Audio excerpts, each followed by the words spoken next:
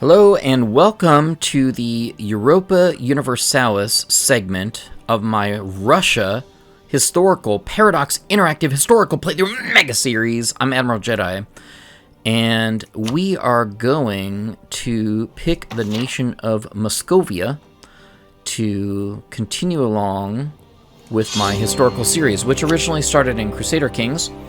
I play all four games in order, playing historically through a country's historical origins. If you've never seen any of my videos before, try and play as historically accurately as possible. While this is loading up, I'll just tell you the two things you need to know if you're going to watch. Number one, this is not a tutorial video.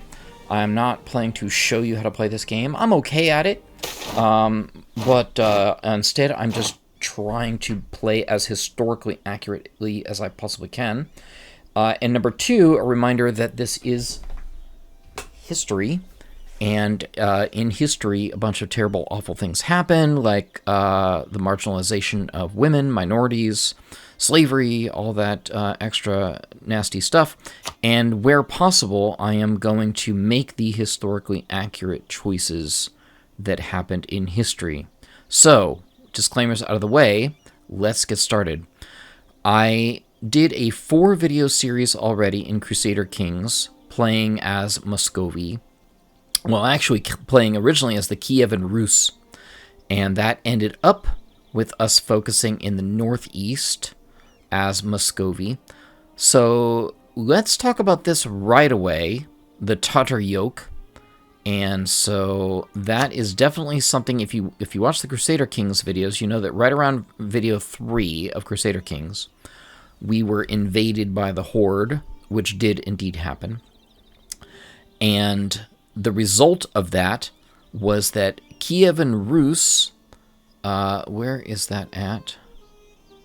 There it is, right there. So this is Kiev right here. We used to have this, the capital of Kiev, as the Kievan Rus. And then we were invaded by the horde. Now, what I was not able to pull off in my Crusader Kings videos was allowing Lithuania to take over all of these territories, which is what did historically happen. And the princes, the Rus princes, migrated kind of their focus. They were already always here, up into the area of Muscovy or Moscow.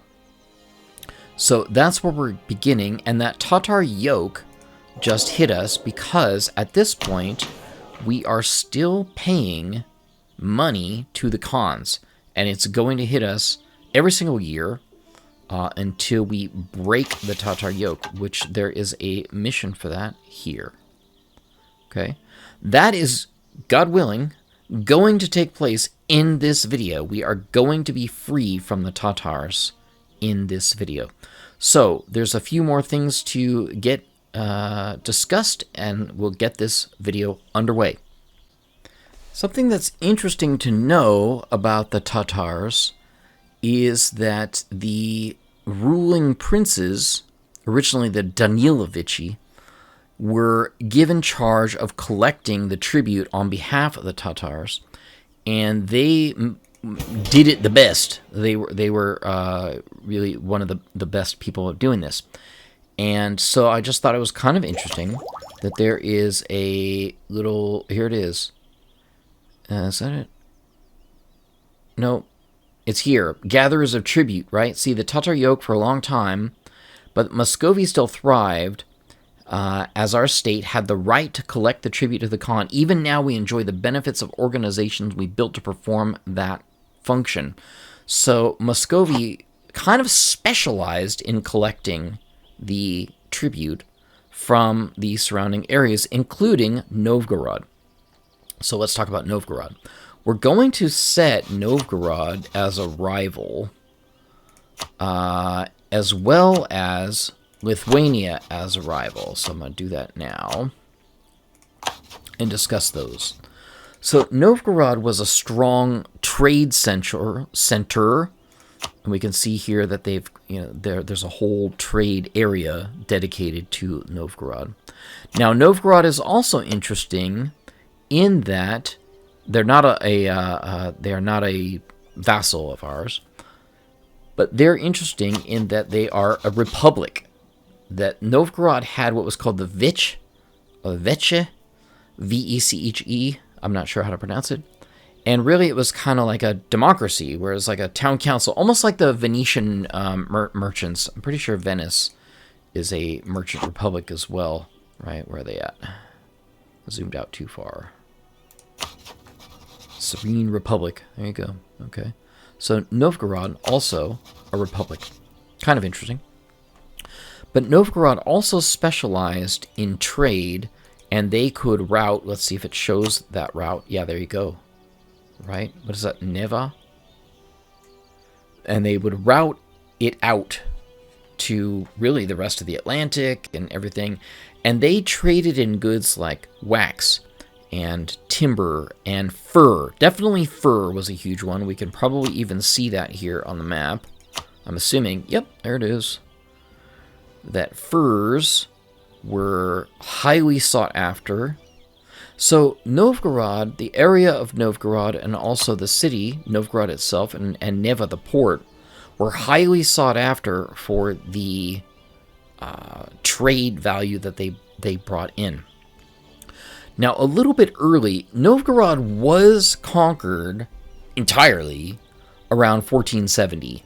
So if I attack them now, which I'm going to do actually, that would be a little bit too early. But if I don't, they'll get an alliance going on with Lithuania a little too quickly. So I am going to declare war on them. I think I've got something I can declare on them with right away. Yeah, there it is.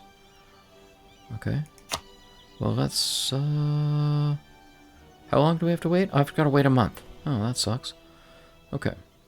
Well, so we'll push that forward. The other person that I rivaled already is Lithuania. They're a lot larger. Decently powerful. Not sure how powerful I am yet. Okay. Now, we're not going to go to war with Lithuania right away, but one of the main reasons why we would go to war with Lithuania is this entire Ruthenia region. Well, I shouldn't say the entire region. Let's zoom in more on areas here. West Dnieper, East Dnieper, Chernigov, Minsk. These all belonged to the Kievan Rus. And so Muscovy, and eventually Russia, would grow to, well, not grow to, would have always considered them their patrimony, part of their lands. Now, I don't think we can see that. I don't think we have claims on those lands quite yet, game-wise. But Russia did think of it as their land anyway. So that's why we're going to rival them. And in this video, we're going to take some of this territory back, because it's ours. A flavor event has fired here. The Muscovite Civil War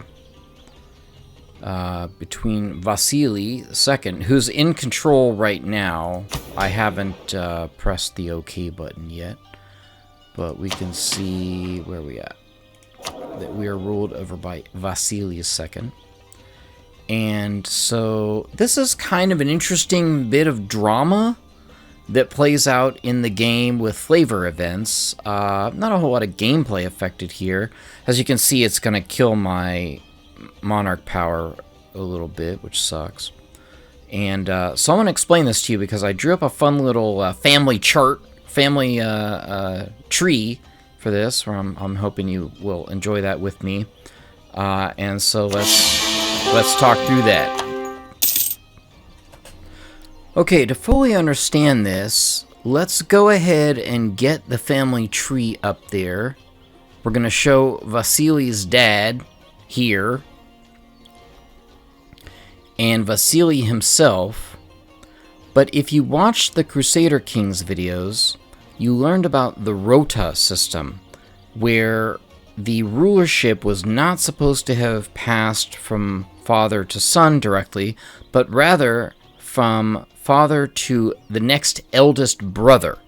And so you see the next eldest brother that should have gotten the Grand Principality of Muscovia, instead of Vasily. That should have been, as we see here, brother Yuri. But Yuri did not get it because instead it was willed directly to Vasily.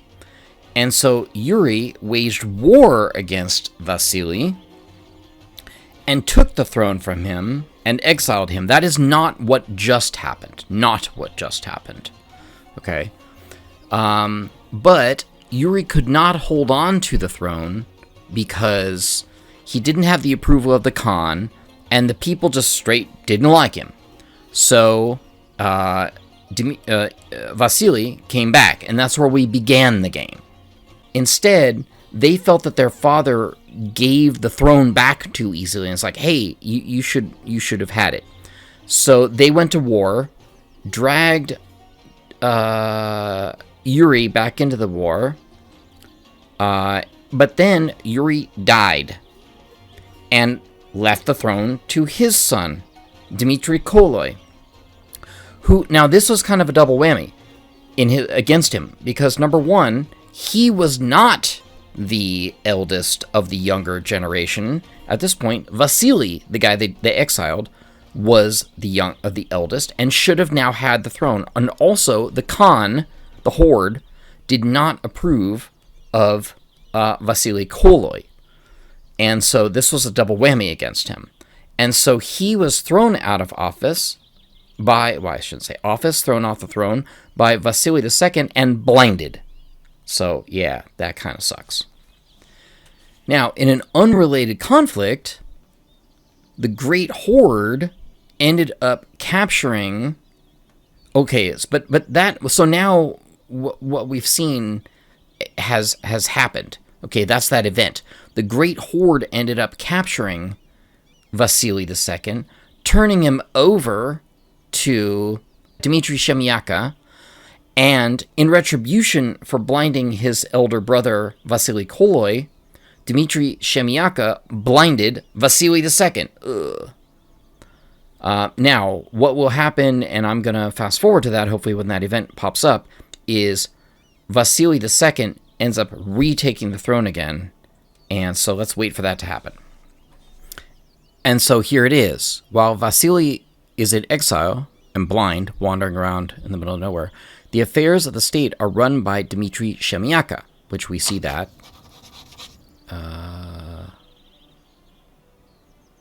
Oh, that's not me. Here. Okay.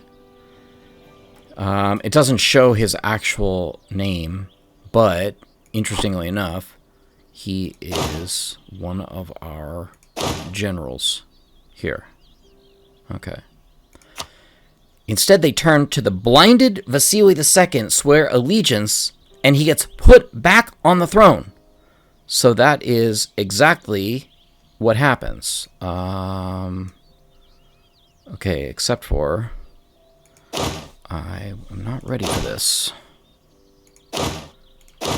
Because I toned down all my military to save money. So let's see if I can cheat a little bit. I think I can. And wait for... Okay, because it says... Okay, Vasily II becomes heir, and Ivan Yeliki, Ivan III, also known as Ivan the Great, becomes the heir. Yes, we'll pay the stupid tribute again.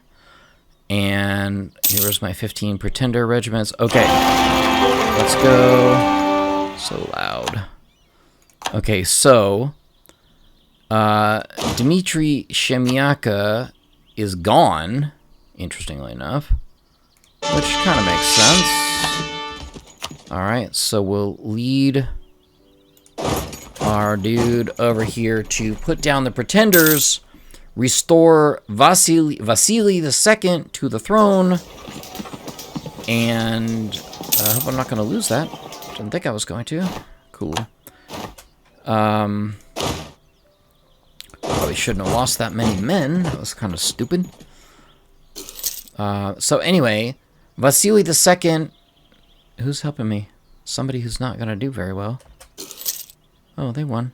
Okay, cool. Vasily II is back on the throne, And his son, Ivan III, will be Ivan the Great, and will lead us into the future. Now, did Vasily blind Dmitry Shemyaka? And the answer is no. He poisoned him. Moving on. Something that went on during this time, Muscovia was broken up into these various appanages. And primarily under Ivan III, but we're going to go ahead and start it now because I don't want to wait around for it. With clever diplomacy, money, sometimes war, everything came into the crown's control. And so we're going to begin that right now by annexing Yaroslavl. Okay. We'll begin the process. So it's going to take a little while. How long is this going to take? A couple years. That sucks. Alright, it happens. So what we're going to do. So probably going to annex Yaroslavl, Rostov. We're going to go to war against Tver and take them. That should satisfy these missions. See, Rostov does not exist. Yaroslavl does not exist. Belozersk does not exist. And also consolidate Russia here. Tver owned by Muscovia or non-tributary. You can see it. We're going to do all that. This video. Not going to be on camera the whole time, but this is the goal. Because this is what was going on, is that the Grand Prince of Moscow was drawing the lands in to himself. So we're going to draw those lands in now. And here he is, Ivan III, Ivan the Great, just became the leader.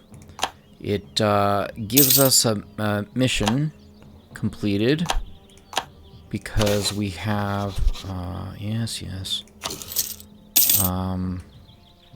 Ivan is going to bring an end to that tribute, by the way. Yay, Ivan.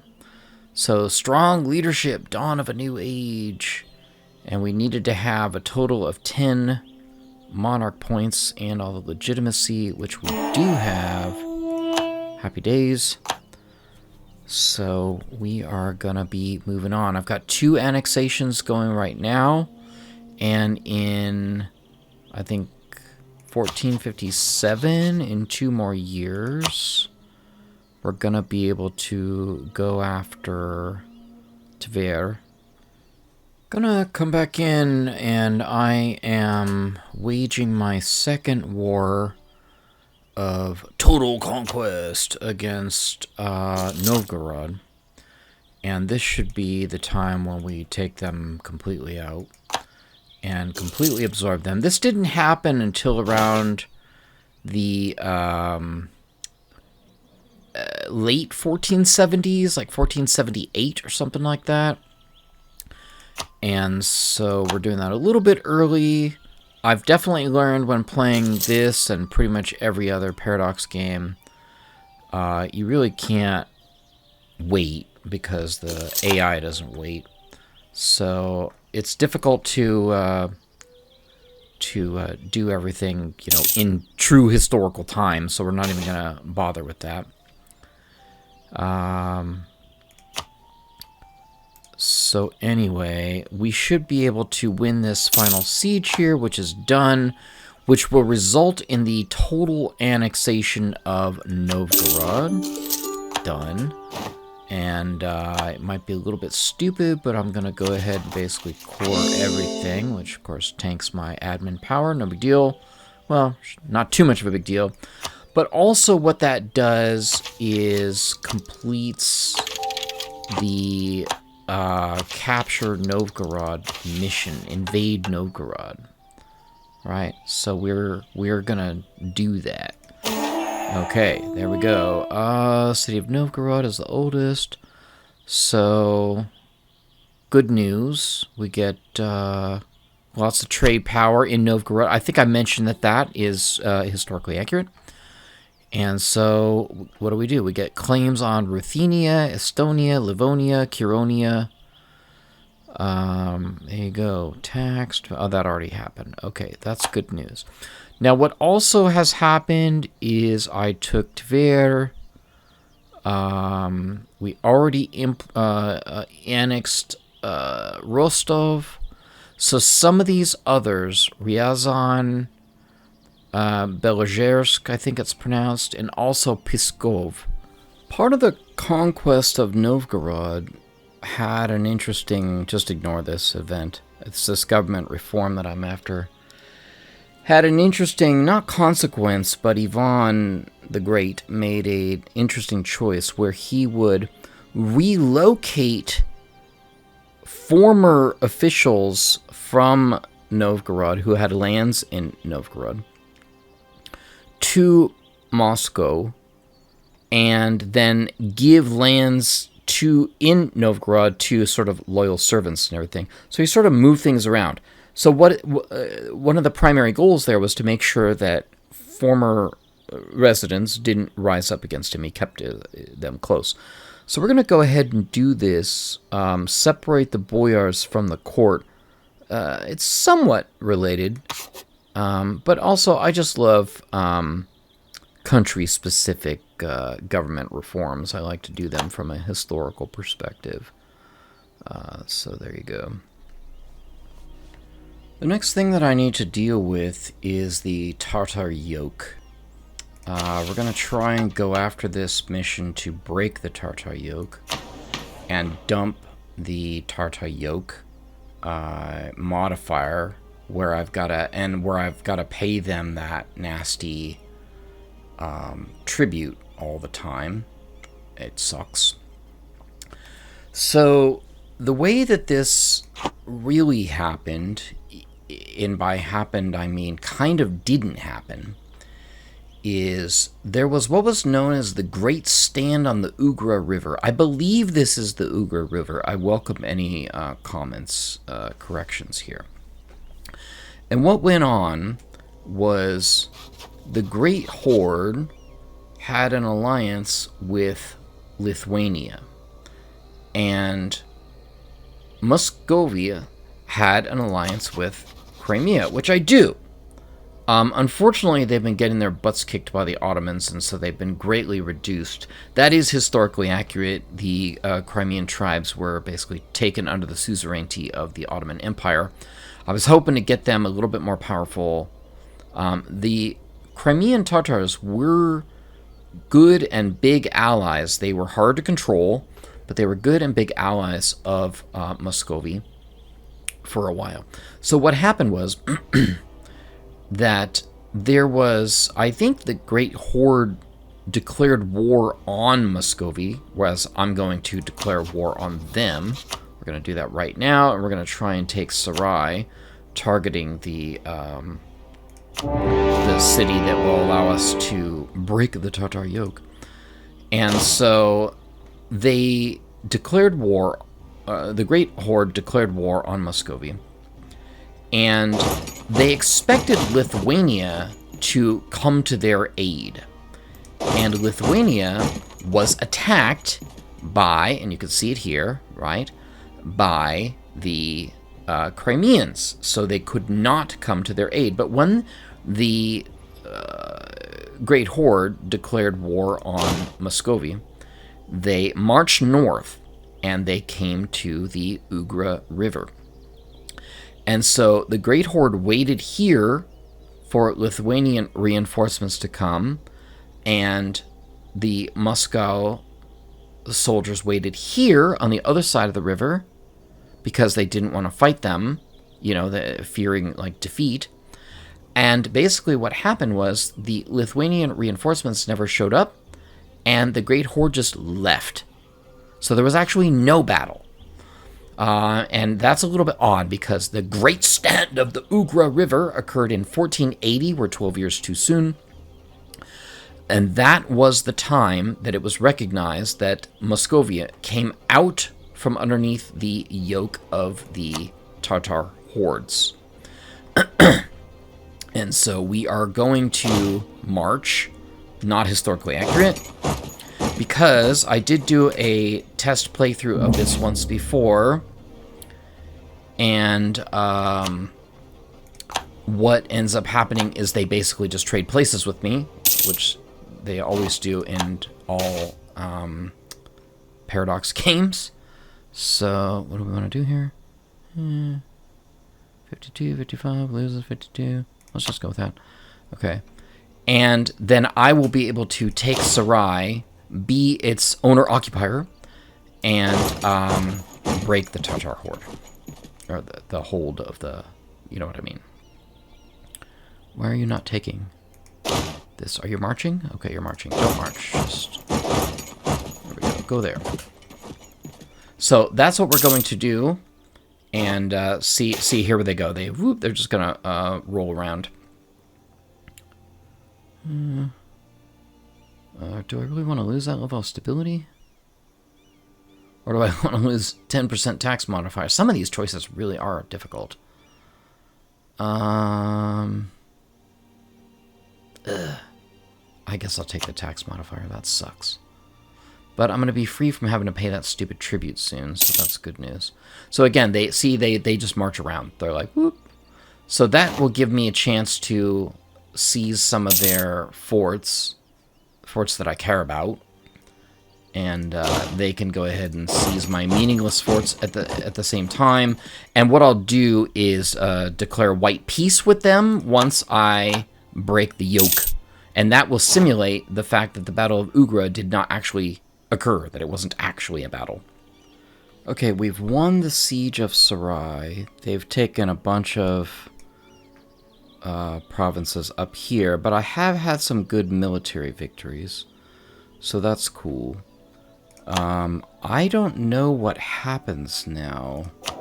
Check the mission. Okay. So, one of the following must be true. Okay, so the event just occurred, end of the Tatar yoke. So, that's good. Alright, let's pause here. Should be gone from us government-wise. Yep, there it is. Curious if it's still here on the province. Probably not. Yep, it's gone. That's good. Did we get the mission? Oh, that's Consolidate Russia. Okay. One of the following must be true.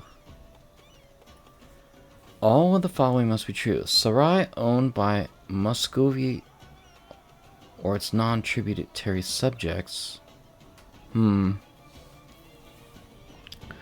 Okay, I don't think we're gonna get this mission until we own this area. And we will own this area once Ivan the Terrible comes in, because he takes Astrakhan. But that is not historically accurate in terms of this playthrough.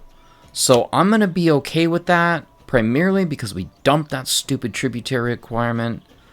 And so let's go ahead and see what we can get away with here. I can definitely get away with a white piece. I wonder if I can get away with a little... Yeah, there we go. That's kind of nice. Can I make them give me money back? That would be nice. Okay.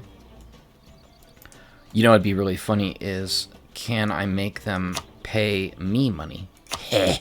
Time to pay tribute. Okay. How much money can I get out of them? Yeah. That's good. I don't need any. Should I be greedy? No. I don't need any territory because, again, it's not historically accurate. So we will go ahead and do this. It's not totally a white piece, but remember, the great stand of the Ugra River was literally them standing there. There was no battle fought. They were like, yeah, your mother is a hamster and your father smelt of elderberries. And that was it. And so, la la la, the great stand at the Ugra River came to an end, and Moscovia is free from the Tatar yoke. Okay, there's only one more episode that or whatever we're going to do it, one more thing to focus on for this video, and we need to wait for the magical year of 1492. It has nothing to do with Columbus discovering the ocean blue. Let's fast forward. It's not 1492 yet, but I'm proud of what we just did, and that is Ryazan is taken, so we're going to go ahead and occupy all of their territories, take all of their money, and be done. And one of the great things about this is this completes the Consolidate Russia mission. What do we get out of this? Unifier of Russia. Until Ivan III, Ivan the Great. And this was really one of the main things that Ivan did, is unify, not Russia yet, but Muscovy. And so I'm happy to do that and celebrate that good news. And I thought we had to bring Perm into the fold for that, but not yet. I'm working on them. Turns out that I could improve their relations a ton. I didn't need to worry about getting my vassals to hit 190. We took Belzhersk, we took Pskov, we took Ryazan, and so Muscovy is looking pretty good. I don't know if I can do the decision yet to form Russia. Not yet, it looks like. Oh, what's the conditions? What are we missing? Oh, admin tech 10. And we need to own core okay, so we're going to core Ryazan, and then we just need to wait till admin tech 10 before we can get to Russia, which is not going to happen until the second video anyway. So, no problemo. Alright, onward to 1492 and the end of this video. We have arrived at the year that we are looking for, which is 1492. So, what happened in 1492? If you're an American student, you know that in 1492, Columbus sailed the ocean blue, and we remember that date as the date that Columbus discovered the New World, that Columbus discovered America. However, if you were an Orthodox Christian in Russia, or anywhere else for that matter, you believed that in 1492, the world was going to end. And the reason for that is because this date corresponded to the 7,000th year of the Orthodox Christian calendar, which was being used at this point. And it was determined that that was the year that the Lord would come back and the world would end. Now, as all of you know, who live in the time that we are living in, the world did not, in fact, end. So it's important to point out a couple things. First of all, that Muscovy was very religious people at this point. Do we have a religious view? I think we do. I don't know how to find it. Let's look around for... There we go. Okay, so we are Orthodox. I pointed that out in my Crusader Kings video. In fact, under Saint Vladimir I, or Vladimir the Great, he converted the Rus to Orthodox Christianity. So they were highly religious people. I have also reflected that in the selection of religious ideas, which I don't know that that was the greatest choice, but it's super historically accurate. So something that had gone on around this time, was this belief in the Third Rome. So we'll talk about that, and this will be the final thing that we're going to talk about for the rest of this video. So as we know, Rome here was the original location of the head of Christianity as it was viewed by the Catholic Church. So this was the first Rome. Then, when the Great Schism occurred, separating Roman or Latin Catholicism from Orthodox Catholicism, the Patriarch, the not Ottoman Patriarch, but the Greek Patriarch, of the Orthodox Church was considered to be God's holiest representative of the true, in their eyes, Catholic Church on earth, such that the keys to the empire that were handed down through St. Peter and the concept of the Roman Empire shifted its center and capital to Constantinople underneath the Greek Patriarch, in a way becoming the second Rome. But around this time that we are currently in, 1492, there were because they were being attacked by the Ottomans, the Patriarch of the Orthodox Church was considering a reconciliation and a re-merging with Rome. And this was vehemently opposed by the patriarchs in Moscow, such that they declared themselves to be the true head of the Orthodox Church, and that, in a way, in a manner, the patriarchal authority shifted once again from Constantinople to Moscow.